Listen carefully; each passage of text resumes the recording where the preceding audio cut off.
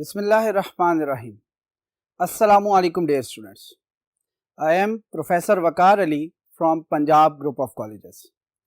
आज हम lecture number 13 chapter number 1 operating systems में से एक्सरसाइज को डिस्कस करेंगे। एक्सरसाइज हमारी 3 मेन क्वेश्चंस पर मुश्तमिल है, जिसमें सबसे पहला क्वेश्चन नंबर 1 जोन सा है वो MCQs बेस्ड है। फिर क्वेश्चन नंबर 2 जोन सा है वो शॉर्ट क्वेश्चंस पे बेस्ड करता है, और फिर जो लास्ट क्वेश्चन है क्वेश्चन नंबर 3 वो बेसिकली आपके लॉन्ग क्वेश्चंस या एक्सटेंसिव आंसर क्वेश्चंस पर बेस करता है। अब हम सबसे पहले देखते हैं क्वेश्चन नंबर 1 MCQs को। क्वेश्चन नंबर 1 MCQs में जो पार्ट 1 है, जो कि फर्स्ट MCQ है, वो कहता है कि in which operating system same types of jobs are grouped together and execute one by one। हम different types of operating systems पढ़ चुके हुए हैं अब तक।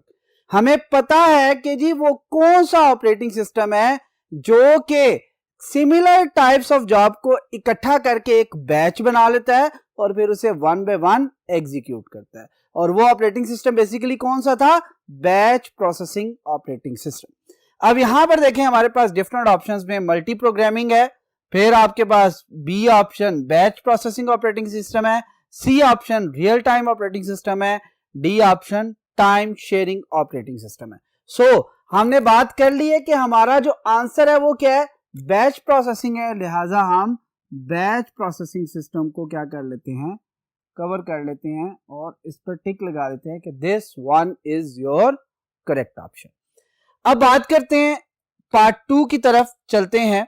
क्या कहता है? In blank operating system CPU is rapidly switched between programs so that all the programs are executed at the same time. अब जरा गौर करें, वो कह रहा क्या? वो कहता है कि जी आप ऐसे ऑपरेटिंग सिस्टम के बारे में बताएं जो क्या करता है, जो आपकी स्विचिंग करता है बिटवीन प्रोसेस या प्रोग्राम्स के दरमियान और उन्हें इस तरह से एग्जीक्यूट करवाता है कि सारे एक ही वक्त पर जाकर क्या हो जाएं? एंड हो जाएं, खत्म हो जाएं। अब हमारे पास डिफरेंट ऑप्शंस है। फॉर एग्जांपल मल्टी प्रोग्रामिंग क्या करती है? लोड मल्टीपल करता है, एग्जीक्यूट वन बाय वन करता है। बैच प्रोसेसिंग ग्रुप करता है प्रोसेस को, एग्जीक्यूट वन बाय वन करता है। रियल टाइम याद रखिएगा, ये तो क्रिटिकल सिस्टम्स के लिए होते हैं जिनका इमीडिएट रिस्पॉन्स होता है। और लास्ट में क्या है? Time sharing operating system. Time क्या करते हैं? शेयर कर रहे होते हैं बिटवीन प्रोसेस। और ये कौन कर रहा होता है? आपका CPU कर रहा होता है, जो कि कभी एक को टाइम दे रहा होता है, फिर दूसरे को, फिर तीसरे को, फिर चौथे को। और इस तरह टाइम शेयर करते हुए आप स्विचिंग करते हैं एक प्रोसेस से दूसरे प्रोसेस, एक प्रोग्राम से दूसरे प्रोग्राम में, और फिर सारे के सारे इस तरह फील होता है कि जैसे इकट्ठे एग्जीक्यूट हो रहे हैं और एक इकट्ठे एग्जीक्यूट होते हुए खत्म भी इकट्ठे होते हैं। यहां तक बात क्लियर होगी। इससे हमें पता चला कि कौन सा आपका ऑपरेटिंग सिस्टम है, तो वो नजर आया कि आपका टाइम शेयरिंग ऑपरेटिंग सिस्टम है, जो कि रैपिडली स्विच करता है बिटवीन प्रोसेसेस। यहां तक बात क्लियर होगी। अब हम मूव करते हैं टुवर्ड्स नेक्स्ट बोर्ड और रिमेनिंग जो MCQs है उनको डिस्कस करते हैं। जी अब हम थर्ड MCQ को देखते हैं। थर्ड MCQ कहता है कि which operating system runs application with very precise timing and provides immediate response to avoid safety hazards। अब देखिए दो चीजें उसने बात की है, precise timing and immediate response। अभी हम लास्ट में भी डिस्कस क्या करके आए कि जी जो आपका रियल टाइम ऑपरेटिंग सिस्टम्स होते हैं वो ऐसे होते हैं जो कि इमीडिएट रिस्पॉन्स करते हैं। अब हम ऑप्शंस को भी देख लेते हैं। कहता है पहला ऑप्शन ही उसने क्या लिखा हुआ है? Real time operating system. यानी कि ये वो ऑपरेटिंग सिस्टम है जो कि क्या कर रहे होते हैं? जो कि इमीडिएट रिस्पांस दे रहे होते हैं, जो कि प्रिसाइज टाइमिंग के अंदर आपकी एग्जीक्यूशन परफॉर्म कर रहे होते हैं। मल्टीटास्किंग क्या करता है? याद रखिएगा, मल्टीपल प्रोसेसेस को एग्जीक्यूट करवाता है और उनके दरमियान स्विचिंग करवाता है। मल्टी प्रोसेसिंग कहता है मल्टीपल प्रोसेसर्स की मदद से मल्टीपल प्रोसेसेस को एग्जीक्यूट करवाता है एट द सेम टाइम। फिर आपके पास है distributed operating system. Distributed operating system वो ऑपरेटिंग सिस्टम है जिसमें नंबर ऑफ कंप्यूटर्स आपके बहुत ज्यादा इन्वॉल्व होते हैं और आप अपने टास्क को डिस्ट्रीब्यूट कर रहे होते हैं among the different computers on network. So यहां पर जो आपका आंसर बनेगा वो आपका क्या बनेगा? आपका रियल टाइम ऑपरेटिंग सिस्टम, क्योंकि ये आपको प्रिसाइज टाइमिंग के साथ इमीडिएट रिस्पांस आपको प्रोवाइड कर रहा होता है। यहां तक बात क्लियर होगी। नंबर 4 पे चलते हैं। कहते हैं blank operating system divides a task into many sub task and processes them independently using many processors. जरा गौर कीजिएगा यहां पर। अब यहां पर उसने बात क्या की है, मल्टीपल प्रोसेसर्स को इस्तेमाल करने की बात की है। कहते हैं एक बड़ा प्रोसेस था, उसे छोटे छोटे टास्क में डिवाइड किया और मल्टी प्रोसेसर से उसे एग्जीक्यूट करवाया। और मल्टी प्रोसेसर से तभी एग्जीक्यूट हो सकते हैं जब ये सारे के सारे टास्क क्या होते हैं, इंडिपेंडेंट। और अगर सारे के सारे इंडिपेंडेंट है, इसका मतलब है कि जो आपका काम हो रहा है, जो टास्क परफॉर्म हो रहे हैं, वो साइमल्टेनियसली हो रहे हैं, यानी कि मल्टीपल प्रोसेसिंग हो रही है। मल्टी प्रोसेसिंग ऑपरेटिंग सिस्टम इसे ये टास्क परफॉर्म करवा सकता है। लिहाजा अब हम इसके ऑप्शंस की तरफ जाते हैं तो हमें नजर आता है सबसे पहले रियल टाइम ऑपरेटिंग सिस्टम, फिर पता लगता है डिस्ट्रीब्यूटेड ऑपरेटिंग सिस्टम, तीसरा क्या है आपका पैरेलल प्रोसेसिंग ऑपरेटिंग सिस्टम, और डेल्टा क्या है आपका multitasking operating system. Real time में हम देख चुके हैं precise time, immediate response. Distributed में आपका टास्क क्या होता है, एक जगह पे परफॉर्म नहीं होता बल्कि डिफरेंट कंप्यूटर्स पे परफॉर्म हो रहा होता है। पैरेलल प्रोसेसिंग का मतलब क्या है कि एक टास्क भी एग्जीक्यूट हो रहा है, उसके साथ दूसरा, उसके साथ तीसरा, उसके साथ चौथा। तो ये जितने भी हैं ये सारे के सारे मल्टीपल प्रोसेसर्स के ऊपर एग्जीक्यूट हो रहे हैं। लिहाजा जो ऑप्शन हमें उसने कहा है यूजिंग मैनी प्रोसेसर्स, वो इसको फुलफिल कर रहा है। लेकिन डेल्टा ऑप्शन को भी देखते हैं, कि वो मल्टीटास्किंग ऑपरेटिंग सिस्टम है। मल्टीटास्किंग ऑपरेटिंग सिस्टम का मतलब क्या है कि जी मल्टीपल टास्क आप लोड करते हैं और उनको एग्जीक्यूट करवाते हैं बाय रैपिडली स्विचिंग देम। ठीक है, यहाँ पर भी आपका ऑप्शन नजर नहीं आ रहा क्योंकि वहां पर सिंगल प्रोसेसर आपका काम कर रहा है। लिहाजा जब मल्टीपल प्रोसेसर्स की बात आई है तो इसका मतलब है आपकी प्रोसेसिंग क्या होगी, पैरेलल होगी। So the answer is parallel processing operating system. जो यहां पर हमारे पास ऑप्शन मौजूद है उनमें से द बेस्ट आंसर आपका क्या है, पैरेलल प्रोसेसिंग ऑपरेटिंग सिस्टम। आगे देखें, फिफ्थ वन में कहता है which operating system is used in home appliances. जब भी हम बात करते हैं वो वाले ऑपरेटिंग सिस्टम जो कि अप्लायंसेस के अंदर फिक्स्ड होते हैं, these are known as embedded operating system. यहाँ पे देख लें टाइम शेयरिंग, फिर बात करता है डिस्ट्रीब्यूटेड, फिर बात करता है पैरेलल, फिर लास्ट में बात करता है एम्बेडेड। टाइम शेयरिंग स्विचिंग करवाता है, डिस्ट्रीब्यूटेड आप देख चुके हैं कि नेटवर्क पर डिस्ट्रीब्यूट करवाता है टास्क, पैरेलल मल्टीपल प्रोसेसर्स पर एग्जीक्यूट करवाता है। लेकिन सिर्फ एक ऑपरेटिंग सिस्टम ऐसा है जो कि एम्बेडेड है, जो क्या किया जाता है एट द टाइम ऑफ कहते हैं कि जी मैन्युफैक्चरिंग, वो चिप के अंदर बर्न कर दिया जाता है ताकि वो एक फर्मवेयर बन सके और वो एम्बेड होता है और उसका पर्पस जो है वो चेंज नहीं किया जा सकता। लिहाजा यहाँ पर जो आपका ऑप्शन है वो क्या है, आपका एम्बेडेड ऑपरेटिंग सिस्टम है। यहाँ तक बात क्लियर होगी। अब हम चलते हैं सिक्स्थ जो सा पार्ट है उसकी तरफ, एमसीक्यूज का। कहते हैं which of the following manages allocation of computer resources during program execution. जरा गौर कीजिएगा, ये कहता क्या है कि कंप्यूटर रिसोर्सेज को एलोकेट करना ड्यूरिंग प्रोग्राम एग्जीक्यूशन, ये कौन सी मैनेजमेंट है इसके बारे में बताता है। कहता है एक है जी मेमोरी मैनेजमेंट, दूसरा है जी प्रोसेस मैनेजमेंट, थर्ड वन है आईओ मैनेजमेंट, फोर्थ वन आपका है फाइल मैनेजमेंट। अब कंप्यूटर रिसोर्सेज जब भी बात की जाएगी वो कौन कर रहा होता है, वो देखता है रिसोर्सेज प्रोसेस मैनेज कर रहा होता है, क्योंकि प्रोसेस मैनेजमेंट ये बताती है कि आपको सीपीयू रिक्वायर्ड है या किस टाइम पे रिक्वायर्ड है, मेमोरी रिक्वायर्ड है, आईओ रिक्वायर्ड है, जो भी रिसोर्सेज आपको रिक्वायर्ड है वो किसने मैनेज करने होते हैं, प्रोसेस मैनेजमेंट में। लिहाजा आपका यहाँ पर जो बेस्ट आंसर है वो आपका क्या आएगा, प्रोसेस मैनेजमेंट। यहां तक बात क्लियर होगी। सेवंथ ऑप्शन देखते हैं। सेवंथ ऑप्शन है which of the following creates user groups and assigned privileges. Dotted लगा दिया है कि कंप्लीट नहीं हो रहा था तो मैंने डॉट्स इस्तेमाल किए हैं, लेकिन ओरिजिनली क्या था, which of the following creates user groups. अब जरा गौर करें, सिर्फ यूजर ग्रुप्स भी लिखा होता तो इजीली अंडरस्टैंड किया जा सकता था कि कौन सा ऑप्शन इसके लिए दी बेस्ट है। अब यहाँ पे देखें उसने क्या, प्रोसेस मैनेजमेंट। प्रोसेस मैनेजमेंट का काम तो सिर्फ प्रोसेस को मैनेज करना है। आईओ मैनेजमेंट वो तो सिर्फ आईओस को मैनेज करता है। फाइल मैनेजमेंट उसका काम तो फाइल्स और फोल्डर को मैनेज करना है। नेटवर्क मैनेजमेंट इसका मतलब है नेटवर्क के ऊपर different types of users available हैं और उन यूजर्स के ग्रुप को डिजाइन करना, बनाना, यूजर्स के ग्रुप क्रिएट करना और फिर उनके ऊपर जितनी भी लिमिटेशंस अप्लाई करने हैं, जो प्रिविलेजेस अप्लाई करने हैं, वो कौन अप्लाई करता है? याद रखिएगा, वो नेटवर्क मैनेजमेंट के जरिए ही अप्लाई करवाए जा सकते हैं। लिहाजा यहाँ पर जो आपका ऑप्शन होगा दी बेस्ट, वो क्या आएगा आपका? Network management. यहाँ तक बात क्लियर होगी? चलें अब मूव करते हैं टुवर्ड्स नेक्स्ट बोर्ड। रिमेनिंग जो एमसीक्यूज हैं उनको देखेंगे और जब वो कंप्लीट हो जाएंगे तो फिर हम मूव करेंगे शॉर्ट क्वेश्चंस की तरफ।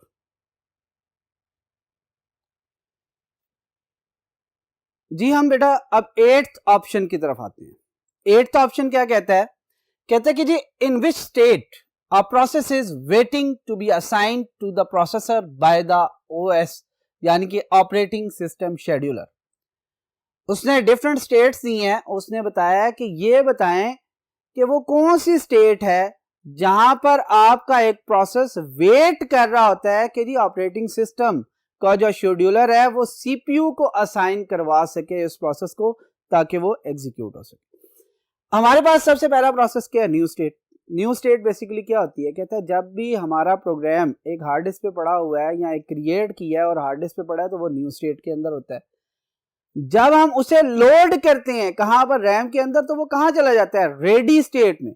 और कहता है ये वो स्टेट है जहां पर वो वेट कर रहा होता है कि उसे सीपीयू एग्जीक्यूट करने के लिए कॉल करे या ऑपरेटिंग सिस्टम यहां से उसे डिस्पैच करे ताकि वो अपनी एग्जीक्यूशन स्टार्ट कर ले। यहां पर वेट कर रहा होता है। इसके अलावा वेटिंग स्टेट कौन सी होती है? कहते हैं ब्लॉक स्टेट का दूसरा नाम वेटिंग स्टेट है।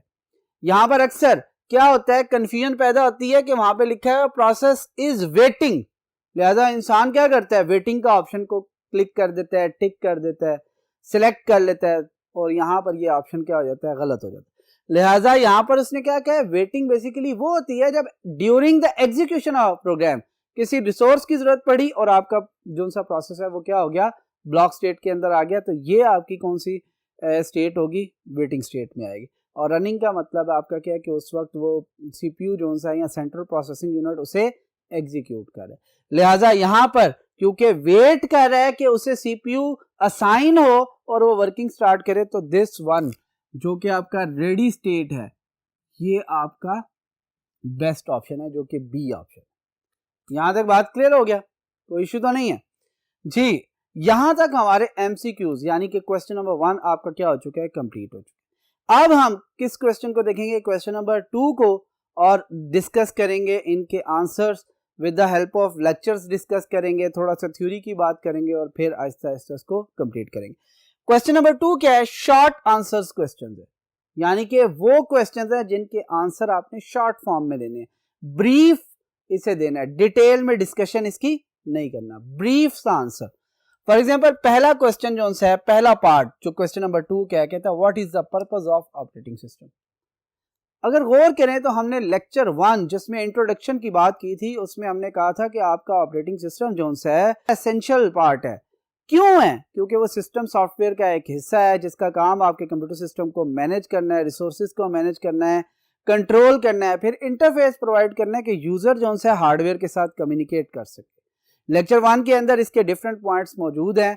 चैप्टर नंबर 1 के लेक्चर 1 में आप उससे देख सकते हैं और उससे 3 या 4 पॉइंट्स जो हैं इसके मुताबिक लिख सकते हैं। आपका आंसर जो है कंप्लीट होगा और मार्क्स अवार्ड कर दिए जाएंगे।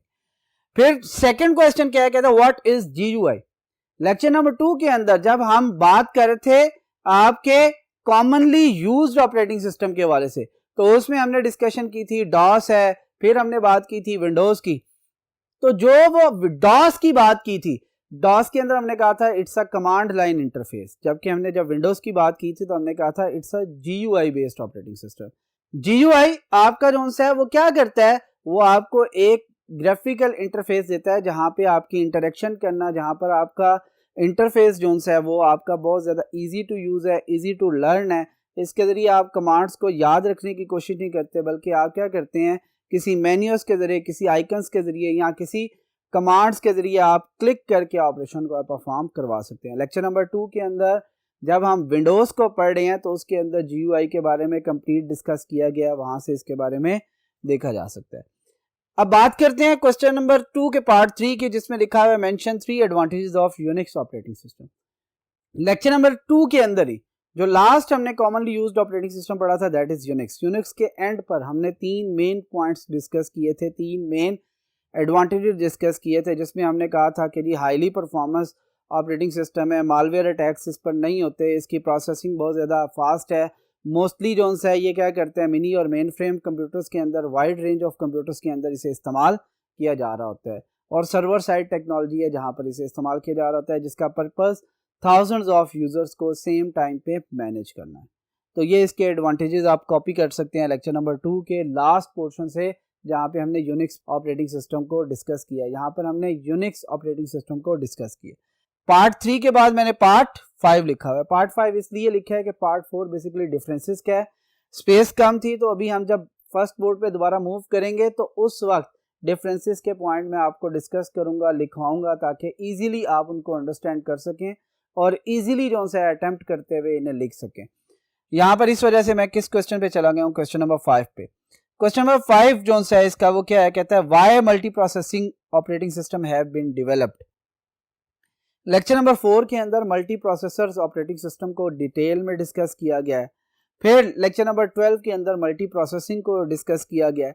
कहता है ये दोनों ऐसे पोर्शन है जहां पर यह बताया जा रहा है कि जब हमें जरूरत थी कि जी हम साइमल्टेनियसली मल्टीपल टास्क को परफॉर्म कर लें, तो हमने मल्टी प्रोसेसर सिस्टम्स बनाए, और जब मल्टी प्रोसेसर सिस्टम बन गए तो उसके लिए सेम जो सा आपका टाइम पे मल्टीपल प्रोसेसर से वर्किंग करवाने के लिए मल्टी प्रोसेसिंग ऑपरेटिंग सिस्टम बनवाए गए, जिसका काम क्या था कि एफिशिएंटली आपके टास्क को वो परफॉर्म करवा देते थे, और जो multiple parts of the program होते थे वो साइमल्टेनियसली एग्जीक्यूट होते हुए आपके टाइम को सेव कर लेते थे।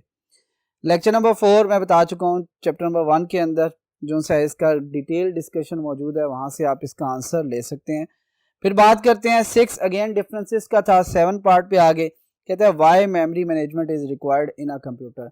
लेक्चर नंबर 8 जिसके अंदर मेमोरी मैनेजमेंट का पूरा कॉन्सेप्ट दिया गया है, उसमें इसकी डिटेल डिस्कशन की गई है। देखिए हमारी जो रैम है उसके अंदर हम जिसे मेन मेमोरी कहते हैं, उसके अंदर आपका डाटा टेम्परेरी स्टोर होता है, यानी कि जब भी एग्जीक्यूट होना होता है वो सबसे पहले लोड होता है वहाँ पर, फिर एग्जीक्यूट होता है, और जब एग्जीक्यूशन कंप्लीट हो जाती है तो उसे टर्मिनेट होता है, तो उस डाटा को दोबारा हार्ड डिस्क पे भेजा जाता है।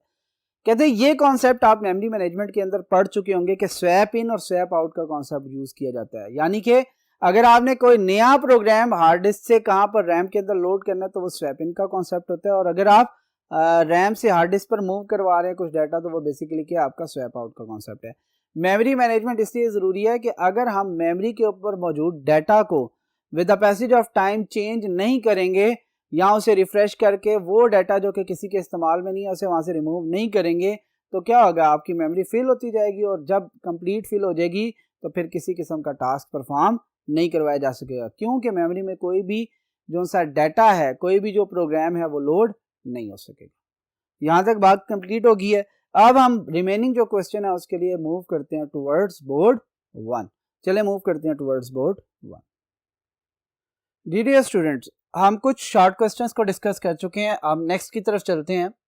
पार्ट नंबर 8 क्या कहता है, why protection system is required in a computer. इसको हमने डिटेल में डिस्कस किया है लेक्चर नंबर 9 में, जिसके अंदर हमने ये डिस्कशन की थी कि जी प्रोटेक्शन सिस्टम इसलिए ज़रूरी है ताकि आपकी जितनी फाइल्स हैं, जितने भी आपके फोल्डर्स हैं, जो भी आपकी पर्सनल चीज़ें आपके कंप्यूटर सिस्टम के अंदर पड़ी हुई हैं उनको प्रोटेक्ट किया जा सके। और प्रोटेक्शन के लिए जो सबसे मिनिमम वे बताया गया था वो क्या था कि आप यूज़र नेम्स और पासवर्ड लॉगिन्स वगैरह बनाकर आप क्या कर सकते हैं, इसे प्रोटेक्ट कर सकते हैं। पार्ट नंबर 9 की तरफ चलते हैं। What is a thread.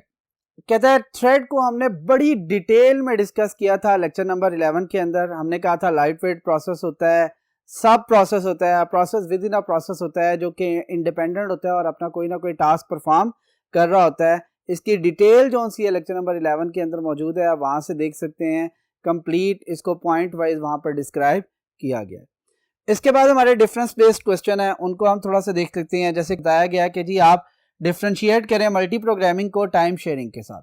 Multi programming और टाइम शेयरिंग में बहुत माइनर सा डिफरेंस है। मल्टी प्रोग्रामिंग में आपके पास क्या होता है कि मल्टीपल प्रोग्राम्स को लोड करते हैं लेकिन वो एग्जीक्यूट वन बाय वन होता है, जबकि आपके पास टाइम शेयरिंग के अंदर मल्टीपल प्रोग्राम्स ही लोड होते हैं और सारे के सारे इकट्ठे एग्जीक्यूट होना स्टार्ट हो जाते हैं, लेकिन उसके लिए टाइम इंटरवल्स बनाए गए होते हैं और वो टाइम इंटरवल फिक्स, यानी कि अगर एक को 4 माइक्रोसेकंड दिए जा रहे हैं तो बाकी सबको भी 4 माइक्रोसेकंड ही दिए जा रहे होंगे। कहता है यहाँ पे याद रखें कि जो प्रोसेस है उनको इक्वल चांस नहीं मिलता प्रोसेसिंग के लिए, जहां पर जबकि टाइम शेयरिंग के अंदर वो टाइम शेयर कर रहे होते हैं जिसकी वजह से सबको इक्वल अपॉर्चुनिटी, इक्वल चांस मिल रहा होता है एग्जीक्यूशन के लिए। यहाँ पर आपका जो रिस्पांस टाइम है वो मिनिमाइज नहीं होता, जबकि वहां पर आपका रिस्पांस टाइम मिनिमाइज हो जाता है। क्यों? यहाँ पर आपका जब तक एक प्रोसेस कंप्लीट नहीं होता दूसरे की बारी नहीं आती। वहां पर आपका फिक्स टाइम इंटरवल के बाद क्या होता है कि आपका प्रोसेस चेंज हो जाता है, फिर दूसरा प्रोसेस, फिर तीसरा, फिर चौथा।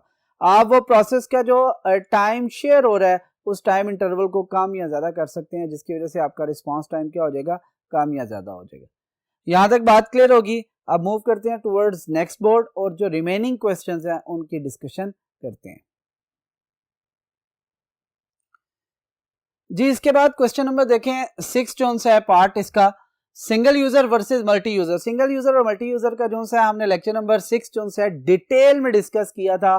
पहले सिंगल यूजर को फिर मल्टी यूजर को, और इनका डिफरेंस टेबुलर फॉर्म में भी हमने डिस्कस किया हुआ है।